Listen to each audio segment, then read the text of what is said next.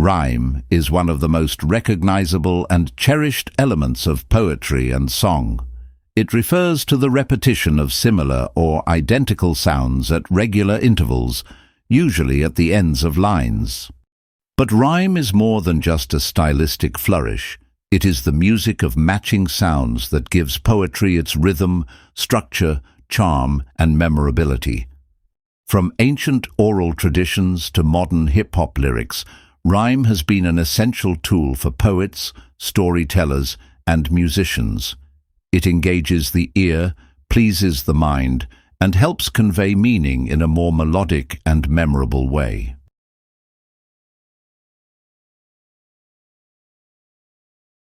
At its core, rhyme occurs when two or more words have the same ending sound, especially from the final stressed syllable onward. For example, night and light rhyme because they share the same ite sound. But rhyme is more nuanced than that. There are many types of rhymes, and each serves a different purpose in poetry or song. Let's break them down.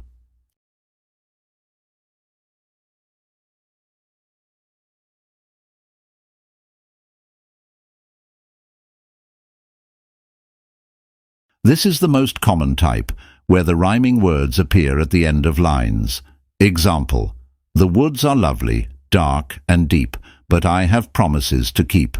Robert Frost, stopping by woods on a snowy evening.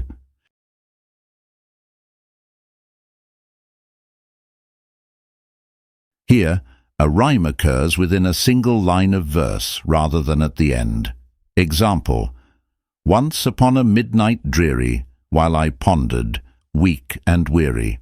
Edgar Allan Poe, The Raven.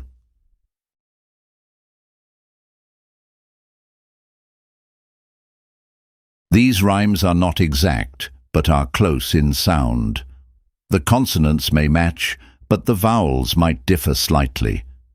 Example: hope is the thing with feathers that perches in the soul and sings the tune without the words, and never stops at all. Emily Dickinson. Rhyme, soul and all, a slant rhyme.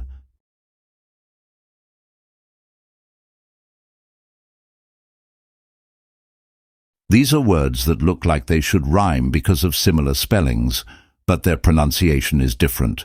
Example: love and move, bow and rough.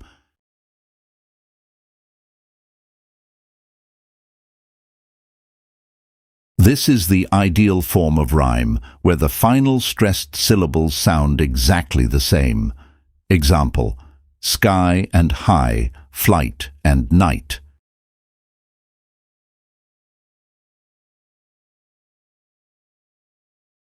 Words that sound the same but have different meanings, also known as homonyms. Example: raise and raise, right and right.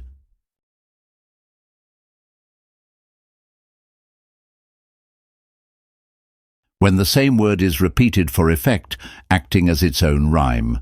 Example: we pause and reflect by the stream, lost in a dream within a dream.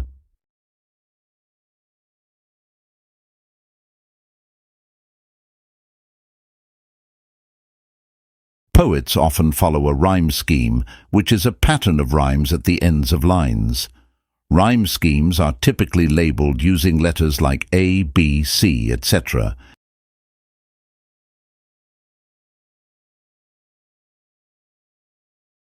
The sun is shining in the sky. A. The birds are singing way up high.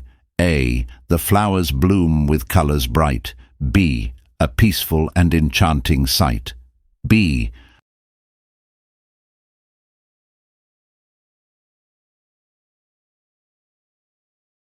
The sky is clear, the stars are bright. A. The moonlight dances on the sea. B. It's calm and vast, so wild and free. B. A perfect mirror of the night. A.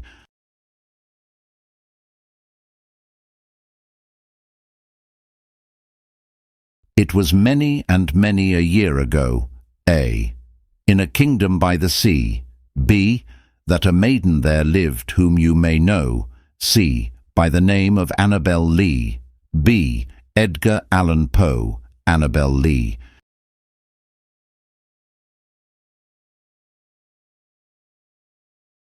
William Shakespeare often used iambic pentameter with end rhyme in his sonnets.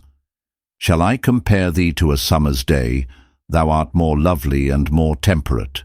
Sonnet 18. Robert Frost used conversational language and subtle rhyme, and miles to go before I sleep, and miles to go before I sleep. Emily Dickinson, known for her unconventional use of slant rhyme and punctuation. I'm nobody. Who are you? Are you nobody too? Dr. Seuss, famous for rhyming children's books with playful sounds.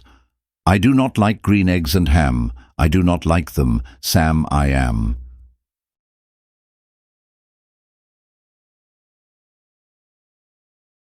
Rhyme, often called the music of matching sounds, is more than a decorative tool. It's a bridge between sound and sense, form and feeling. Whether through elegant Shakespearean sonnets or the raw energy of modern rap, rhyme shapes how we read, hear, and remember language. It can soothe, surprise, challenge, or charm. In short, rhyme makes language sing.